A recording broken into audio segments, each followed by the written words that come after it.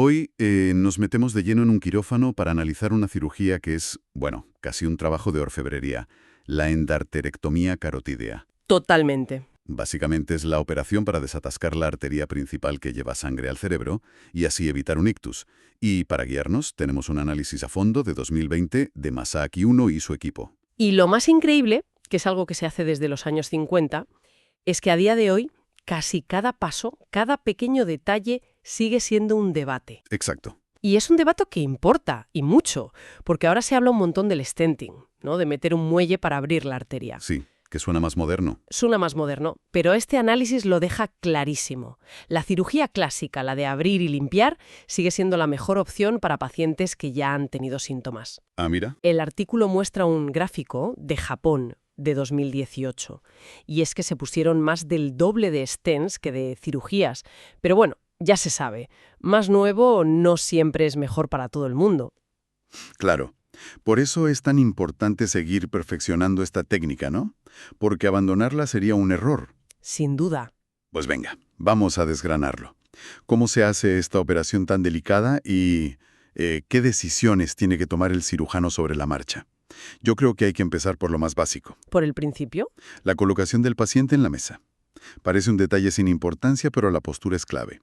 El paciente está boca arriba, con el cuello estirado y la cabeza girada unos 45 grados. ¿Por qué es tan sagrada esa inclinación? Pues a ver, esos grados te dan acceso. Es una cuestión puramente de espacio. Piensa que la arteria carotidia sube por el cuello hasta la mismísima base del cráneo. Si la placa de grasa que tienes que quitar está muy arriba, necesitas el máximo campo de visión posible. Esa rotación de 45 grados es lo que te permite llegar a esa zona distal con seguridad. Es como el primer paso para que todo lo demás salga bien. Exacto. Vale. El campo está preparado. Llega el bisturí. Y con él, la primera gran decisión. ¿Cómo se hace el corte? El artículo plantea las dos opciones. La incisión de toda la vida, la longitudinal, que sigue el músculo del cuello. Sí, el esternocleidomastoideo. Eso es. O una más moderna, transversal, que sigue las arrugas de la piel. Y aquí, claro, la estética importa. Y cada vez más. Es que el análisis cita un estudio, el de Kazimierzak, que lo demuestra con datos, ¿eh? A ver. La incisión transversal deja una cicatriz que se ve mucho menos. Ahora bien, tiene su límite. Ah, no vale para todos los casos. No. Si la lesión está muy alta, como decíamos, la mayoría de cirujanos no se la juegan. Tiran de corte longitudinal, que se puede alargar si hace falta. La seguridad y el acceso van siempre por delante de la estética. Y mencionan un detalle que me ha parecido súper interesante. El cuidado extremo con el nervio auricular mayor. Es que eso es calidad de vida pura y dura para el paciente. Claro. Ese nervio es el que da la sensación al lóbulo de la oreja. Si lo tocas, le dejas a la persona una sensación de acorchamiento para siempre. Es uno de esos detalles que distinguen una cirugía buena de una excelente. O sea que la gran innovación aquí no es un láser, sino algo tan simple como unos ganchos y unas gomas. Demuestra que la mejor tecnología no siempre es la más compleja, no. Desde luego. Es resolver un problema de la forma más elegante. Totalmente. Esos mini ganchos son una maravilla. En vez de usar separadores metálicos que te aplastan los tejidos durante horas, Que debe ser súper agresivo. lo es, pues estos ganchos elásticos tiran suavemente de las capas de tejido y te levantan la arteria. El resultado es un campo de visión más amplio, menos trauma y sobre todo menos riesgo de fastidiar nervios importantes. Minimizas el daño colateral, por así decirlo. Exacto. Y a eso le sumas el microscopio quirúrgico, o ya lo último, que es el exoscopio, que te proyecta la imagen en una pantalla gigante. La idea es ver hasta el más mínimo detalle de esa placa. La magnificación lo es todo, claro. Es que una disección precisa es la clave para que no quede ni un fragmento que se pueda soltar y provocar justo lo que quieres evitar, un ictus. Pero en medio de tanta tecnología visual, el artículo señala una controversia que es casi filosófica, ¿no? El bloqueo del seno carotidio. Sí. La idea suena lógica. Inyectas un poco de anestésico en la arteria para aturdir los nervios y que no se dispare la tensión o el pulso cuando la manipulas. Parece lo más lógico del mundo y de hecho se ha hecho durante décadas. Esa zona es un centro de control de reflejos y si la tocas te puede dar un susto. ¿Una bajada de tensión o algo así? Sí, o una bradicardia de repente. El problema es que la intuición no siempre va de la mano de la evidencia. Espera un momento. Me estás diciendo que durante años se ha hecho algo que suena perfectamente razonable, y ahora resulta que es bastante probable que no sirva para nada. Pues eso es lo que apunta la evidencia, ¿sí? Es el ejemplo perfecto de cómo la intuición quirúrgica a veces no pasa la prueba del algodón de un estudio riguroso. Vaya. El análisis es muy claro. Múltiples estudios han comparado hacerlo con no hacerlo y no han encontrado diferencias significativas. Y se sigue haciendo. Se mantiene por costumbre en muchos sitios, pero ya no tiene el respaldo científico de antes. Quizás se podría reservar para un caso concreto en el que justo al tocar la arteria ves en el monitor que la frecuencia cardíaca se desploma, pero como rutina ya no se sostiene. Vale. Llegamos al momento de la verdad de la operación. Para poder limpiar la arteria hay que pinzarla. Y eso significa que durante unos minutos un lado del cerebro deja de recibir sangre por esa vía. La pregunta es, un poco aterradora, ¿no? Sí, ¿Cómo sabes si el cerebro está aguantando bien solo con la sangre del otro lado? esa es la pregunta del millón y la respuesta es un despliegue de tecnología impresionante. La monitorización. Aquí el arsenal es enorme. ¿Qué se usa? Tienes desde los clásicos, como el electroencefalograma, hasta herramientas que miden en tiempo real la oxigenación del cerebro, como el NIRS, o la velocidad de la sangre en las arterias cerebrales con un Doppler. Suena abrumador. ¿Hay alguna que sea la estrella, la más fiable? Más que una estrella, lo que hay es una técnica con un dato que te deja helada. Se llama potenciales evocados somatosensoriales, o PES. ¿Y qué hacen? Miden cómo viaja una pequeña señal eléctrica desde la muñeca hasta el cerebro. Pues bien, el artículo subraya un dato brutal. Si durante el pinzamiento de la arteria esta señal se altera, Sí. la probabilidad de que el paciente despierte con un problema neurológico se multiplica por 14. 14 veces. Vaya tela. Eso es una señal de alarma potentísima. Es una barbaridad. Por eso, aunque ninguna técnica es perfecta por sí sola, la tendencia es combinarlas. Usar 2 o 3 a la vez te da una red de seguridad mucho más fiable. Es como tener varios chivatos. Y supongo que si los monitores se ponen en rojo, ahí entra en juego el famoso shunt, ¿no? Porque ese es otro de los grandes debates. Justo. Ahí empieza la discusión. Un shunt no es más que un tubito de plástico que metes dentro de la arteria, por encima y por debajo de donde trabajas, para crear un bypass temporal. Y que la sangre siga fluyendo. Exacto. Mientras tú limpias tranquilamente.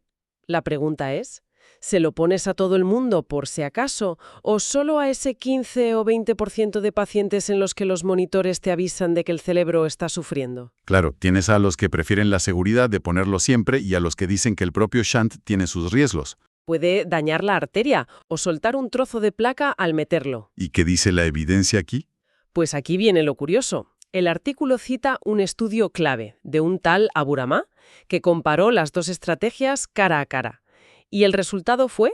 Un empate técnico. Sí, no hubo diferencias significativas en las complicaciones graves.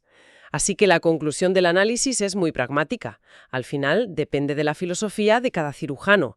No hay una respuesta universal. Dejamos los debates de técnica y nos vamos a uno de pura anatomía. ¿Qué pasa cuando la placa está muy arriba en el cuello, casi escondida en la base del cráneo?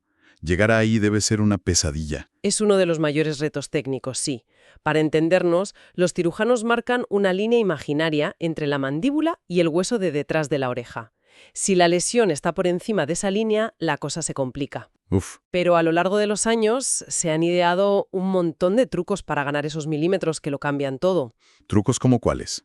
Pues desde lo más simple, como colocar al paciente con la barbilla muy levantada, hasta maniobras de disección muy finas. A veces tienes que sacrificar un nervio motor pequeño para poder apartar con más libertad el nervio de la lengua, por ejemplo. Ah, vale. O incluso ligar una arteria que va a la nuca si te estorba. Con estas maniobras se soluciona la gran mayoría de casos. ¿Y si ni con esas llegas? Entonces entramos en terreno casi de cirugía maxilofacial. El artículo las menciona, aunque hoy son rarísimas, porque para esos casos se suele preferir el stent. ¿Pero existen? Existen, desde desencajar la mandíbula de forma controlada hasta, en casos ya excepcionales, cortarla, una osteotomía. Cortar la mandíbula. Eso ya son palabras mayores. Son palabras mayores, sí. Vale, la placa ya está fuera. Llega el momento de cerrar la autopista. Y aquí, de nuevo, otra decisión. ¿Coses los bordes y ya está? ¿O le pones un parche? Este es quizá el último gran campo de batalla técnico. El cierre primario es eso, coser y listo. La otra opción es la angioplastia con parche. Coses un pequeño rombo de material, biológico o sintético, para que la arteria quede más ancha. Como un remiendo, para reforzar. Exacto. Piénsalo como si fuera una tubería vieja. Si solo coses el corte, corres el riesgo de que la propia costura cree un nuevo estrechamiento. Pero con el parche ensanchas esa sección a propósito para asegurarte de que el flujo sea perfecto. Y el artículo dice que aquí hay una diferencia casi cultural. En Japón es muy habitual el cierre simple, pero la evidencia global dice otra cosa, ¿no? Dice otra cosa de forma bastante contundente. Un montón de estudios y metaanálisis concluyen que usar un parche reduce el riesgo de que la arteria se vuelva a estrechar y, más importante, reduce el riesgo de ictus a largo plazo. O sea que la evidencia apoya el parche. Claramente. En cuanto a materiales tienes de todo, sintéticos como el Dacron o un trocito de la vena safena del propio paciente. Y ya para rematar, antes de cerrar la piel, dos últimas dudas. ¿Reviertes el anticoagulante? Parece que sí, que es más seguro. ¿Dejas un drenaje? Un estudio dice que no sirve, pero se sigue poniendo por costumbre. Es increíble la de decisiones que se toman en un par de horas. Y todas esas decisiones nos llevan a una conclusión que lo sobrevuela todo. La técnica es fundamental, pero quien la ejecuta lo es aún más. El artículo presenta un dato que es sencillamente demoledor. Compara los resultados de cirujanos de alto volumen, los que hacen 30 o más de estas operaciones al año, con los de bajo volumen. A ver, espera, que el dato es un 1,3% de complicaciones graves frente a un 4,2%. Sí. Es más del triple. Eso no es una pequeña mejora, es una diferencia abismal. O sea que la persona que te opera es casi tan importante como la técnica en sí. Es que esa es la clave. La tasa de ictus o muerte es 3 veces mayor en manos de un cirujano con menos experiencia. Y esto destapa una realidad, no solo en Japón. La mayoría de cirujanos hacen pocas de estas operaciones al año. Claro. Por eso el artículo insiste tanto en la formación y sobre todo en la simulación. Los propios autores han desarrollado modelos para que los residentes practiquen una y otra vez antes de tocar a un paciente. Al final de este análisis nos pinta el retrato de una cirugía que es un clásico, pero que está más viva que nunca. Desde luego. Lejos de ser un procedimiento anclado en el pasado, es un campo de batalla de pequeñas decisiones, desde la postura de la cabeza hasta el último punto, donde cada elección cuenta. Exacto. La lección es que la excelencia en cirugía no surge de un invento revolucionario, sino de la suma de docenas de pequeños detalles bien hechos y basados en la evidencia. La incisión, la monitorización, el parche. La experiencia. La combinación de todo eso es lo que hace que una operación del siglo pasado siga siendo una herramienta de vanguardia para proteger el cerebro. Y todo esto nos deja con una pregunta final sobre la mesa, que va más allá de la propia cirugía. Si la evidencia demuestra que el número de operaciones que hace un cirujano es tan decisivo, y a la vez las nuevas tecnologías como el stent hacen que se operen menos casos, ¿cómo garantizamos la excelencia en el futuro? Es una buena pregunta. ¿Basta con mejorar la simulación o deberíamos plantearnos centralizar estas cirugías complejas en unos pocos hospitales de alto volumen para asegurar que todo el mundo le opere siempre el equipo más experto posible?